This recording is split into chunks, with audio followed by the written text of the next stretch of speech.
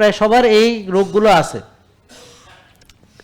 কারো ডায়াবেটিস আছে, কারো প্রেশার আছে, কোনো পুরুষ আছে যাদের পুরুষত্বে প্রবলেম, ইডি আছে, কারো ফ্যাটি লিভার আছে, কারো পিসিওডি বা পিসিওএস আছে, মেয়েদের যাদের অনেকের আছে পিসিওডি সমস্যা, কারো হয়তো মানে স্ট্রোক আছে বা হচ্ছে, ভিতরে ভিতরে রক্তনালীতে ব্লক হচ্ছে আপনি জানেন না, কারো ডিসলিপিডিমিয়া আছে, উচ্চ রক্তচাপ আছে, কারো ভুলে যাওয়ার প্রবণতা, অ্যালজেমার্স, ডিমেনশিয়া আস্তে আস্তে, অ্যাথেরোস্ক্লেরোসিস, অ্যাজমা, অবিসিটি, মোটা যারা অনেকে আছেন, কারো আর্থ্রাইটিস আছে, গাউট আছে, এরকম ইত্যাদি।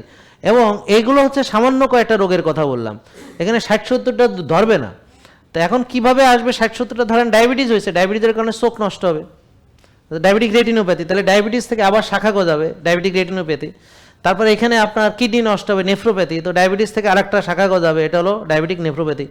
এভাবে ডায়াবেটিস থেকে হার্ট অ্যাটাক, ডায়াবেটিস থেকে ব্রেন স্ট্রোক, ডায়াবেটিস থেকে আবার মাথার সমস্যা, ভুলে যাওয়ার প্রবণতা, ডায়াবেটিসের কারণে আবার নার্ভ নষ্ট, ডায়াবেটিসের কারণে লিভার নষ্ট, কিডনি নষ্ট থেকে শুরু করে পেট নষ্ট থেকে শুরু করে আঙ্গুল কাটা, পা কাটা, এভাবে গিরা, মানে ডায়াবেটিস, অস্টিওআর্থ্রাইটিস, ব্যথা বেদনা, এভাবে এই ডায়াবেটিসের থেকে আবার আরেকটা গাছ, তার আবার এতগুলো শাখা প্রশাখা, এবং উচ্চ রক্তচাপের কারণে আবার এতগুলো কমপ্লিকেশনস, আবার ফ্যাটি লিভার থেকে আপনার হবে আরও কতগুলো কমপ্লিকেশন। স্ট্রোক করে প্যারালাইসিসে পড়ে থাকলে আপনি হাঁটতে পারবেন না, চলতে পারবেন না, আপনার শরীর পচা শুরু হবে, সেপ্টিসেমিয়া হয়ে যাবে, আপনি খাইতে পারবেন না, নাকে নল দিয়ে খাওয়াইতে হবে। ক্যান্সার হলে, এটাও ক্যান্সার হলে সে কোনো আনসার নেই, আপনি তো এবার মরবেনই, হয়তো 4-5 বছর যে কয়দিন বাঁচবেন কেমো টেমো দিতে দিতে। এই মসজিদে প্রতিদিনই এখন তারাবির পরে বা আজকেও জুমার পরে দেখবেন আমার বাপের কেমো দিতে হবে, টাকা নাই, আমার বাপের, আমার মায়ের আপনার ওই যে করতে হবে, ডায়ালাইসিস করতে হবে, টাকা দেন, আমার 2টা কিডনি নষ্ট, আমারে টাকা দেন, এরকম সব দেখবেন এখানে লাইন ধরে ধরে আপনি বেরোবেন। তা এখন আপনার সন্তান বা আপনার স্ত্রী বা আপনার স্বামী আপনার হয়ে ভিক্ষা করবে যে আমার বউয়ের সমস্যা ক্যান্সার বা আমার মায়ের ক্যান্সার।